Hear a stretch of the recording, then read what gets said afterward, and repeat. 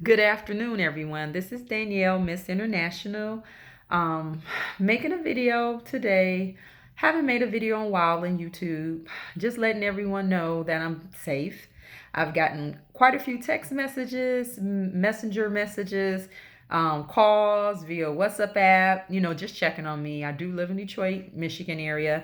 And unfortunately, due to the COVID-19 pandemic, our city is suffering really bad. Lots of COVID cases. I think it's over 5,000 now. And unfortunately for the state of Michigan, I think it's like 24, 25,000. And it happened very quickly in a month, unfortunately, from one to those many cases. And I like to say to people who family members or friends have been affected with COVID-19, my heart goes out to you, much prayer. And also, if you lost a loved one or friend due to this pandemic as well, you have my condolences. Never would have thought that the coronavirus would have gotten this bad here in the US. When I think about it, I feel like we're in a third world country. I had like quite a few people to reach out to check up on me in Africa. I had people from Kenya, Nigeria, Ghana, Djibouti, um, even like Brazil. And some other places, they were just checking us to make sure I was okay because they heard how bad the COVID-19 is here in the States and how many cases we have. And unfortunately, like I said, my city is like it's an epicenter. Unfortunately, people are getting COVID and people are not surviving it as well. 40% of us African Americans here in Michigan are dying with COVID, although Michigan has 15% of the African Americans are 15% of the population here in Michigan. I said that wrong. And we're dying by 40%. I was just making this video to let everybody know I'm safe, and well, and my family is safe and well. I was supposed to be in Brazil now from April 5th through the 13th. However, when March 14th came around, I realized that we were not going to be able to travel at that time. The COVID cases were not that bad here in the States at all. And I think we just had a few here in Michigan. Um, Brazil had actually made where they we would have had to quarantine by 2 weeks if we would have traveled, so that wasn't going to be feasible. And then like a week later, they sealed up the borders for Canada, and just as you see where we are now, we have tons of COVID cases. So unfortunately, that trip wasn't meant to be. I have to admit, I was bummed out because I was looking forward to the trip to Rio de Janeiro and Salvador Bahia. Worked very hard, and the group I was sponsoring that were coming with me, we were very excited about going, but I guess it wasn't meant to happen. And if you look now, the world is at a standstill. No matter where you live in the world, everybody has been either quarantined as a precaution, even in the countries where there are less numbers, to the countries where there are high COVID cases. We're all pretty much in the same boat. So I canceled Brazil trip. I canceled the trip to Cuba for June, and I had a solo trip that I was supposed to be hitting a new continent. I started off about 2 weeks ago canceling the trip, the flights, and finally got the accommodations. The last portion canceled yesterday, so I won't be doing any travel until probably the fall sometime. And before I rebook any trips, I'm just gonna just see how things play out. And as countries, first we got to see that this coronavirus decrease first of all. Not even talking about traveling, and then you got to see once it does decrease or go away, what countries are going to let us in, because countries all around the world sealed off their borders like by the second week of March, third week of March. I mean, we were blocked from everywhere, and it wasn't even wise to even leave if you could go, just because it was spreading so much, around here in the States. You could have contracted it at the airport, or you could have got to your travel destination and maybe be stuck, because it's a lot of Americans stuck still in other countries, and it's going to cost them a lot to get back. So for right now, like I said, I'm hunkered down, been hunkered down since the 16th of March. Um, Canceled all my group trips, and two, I had made trips for customers. A lot of my trips were more like Africa, South Africa. It was Kenya, Ghana, Liberia, and I had those cancellations. They came in early, some at the end of March. I mean, end of February. The Liberia, I had a family going. They had to cancel because Liberia had blocked us. We had over 200 cases at that time, and now we're like over 500,000, half of a million cases.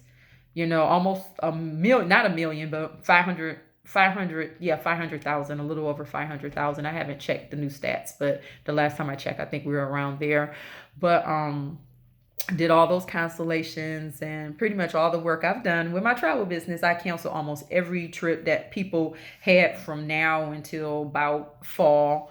But it's best anyways. Better safety than money. That's what I always say. You know, we can always take another trip, but you can't get another life. So I say hopefully by the fall things will be better where we can travel in the States and maybe do some international traveling. I know I plan on rebooking my solo trip, but I'm going to at least wait till about July just to see how things are, not just here, but in the country where I want to go to because there's coronavirus there. I think they had 18,000 the last time I checked. I haven't checked recently where they are and like if they'll lift the sanctions for us to come in the next couple months, U.S. citizens to enter that country. But you know, stay inspired despite what's going on. It's very sad. It's heartbreaking to see so many people die, so many people get infected. You got healthy people get COVID and have died. I had a colleague last week. She lost 3 family members, unfortunately, you know, to COVID. And, you know, I had logged on Facebook for a minute to look at church actually, and I was just looking at some statuses, and it's almost like an obituary. Just people losing so many friends and family is very disheartening. But like I tell people, you know, I know my words are not going to give you healing of what you're going through because when you lose a loved one, it's sorrowful. And unfortunately, with COVID-19, a lot of people have lost family members drastically, and not just one, multiple family members. I say, you know, just stay in prayer, stay in the word. That's what I've been doing. Trying to, you know, take my mind off of it, be positive, but also being proactive by not going out. You know, like they say here in Michigan, we're on quarantine. I only go out to help my mom, who is, you know, she had a minor health setback. You know, thank God, you know, they trained me how to do intravenous IV antibiotics, you know, through the pink line because they didn't want to keep her due to COVID patients coming at U of M and her, you know, health being at risk. So we only have about 10 more days. I think it's 10 to 14 more days, and everything is going pretty good. I feel very good. You know, she's responding well. You know, white blood count cells are great, so I think she's going to be fine. No more surgeries, hopefully not.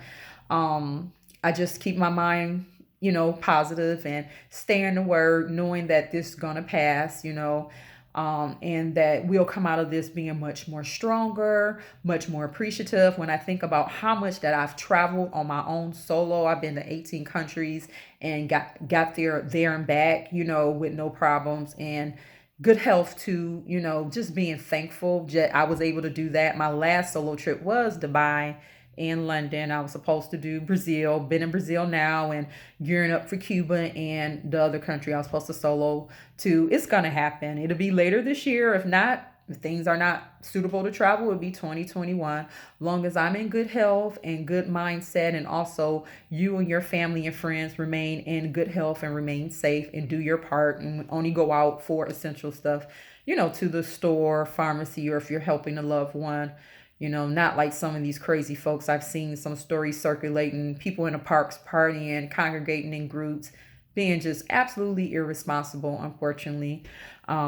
Just keep them in prayer that they're not going back and, you know, to other loved ones or older relatives who have, you know, immune systems that are weak, infecting them. And that's probably what's going on in some of the cases in the African American community. I don't know what some of these young folks are thinking, but just faith over fear.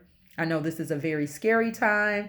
Mental health, you know, try to stay in good mental health. Try to, you know, do some things positive. Me, since I can't travel, people know I love to travel. I take a couple trips a year. I have to admit it's been challenging just to stay still, but in the same breath, I've painted my basement. Took an online course that I had purchased, never got around to doing, and doing some other things that I wouldn't have done having this, you know, extra time. Because I'm not big on TV. I watched a couple Netflix and TV, but I don't want to hear no more news conferences. I don't want to hear that orange man making some promises. He don't even know what's going on. At this point, I'm relying on God and my faith and also using my common sense just to be safe. I'll be back on social media soon and just stay inspired. We're going to travel in the future. I know that. I was telling one of my cousins, I'm going to make it to the other side because she was sounding doubtful. My cousin that live in Georgia. I said, girl, I'm making it to the other side. I'm claiming it. I'm coming through this victoriously, through God's. I have my hand in God. God knows me. I have a strong religious, belief. We're coming through this stronger and much better. And just stay prayed up and stay safe, everyone. God bless. Have a good day. Bye.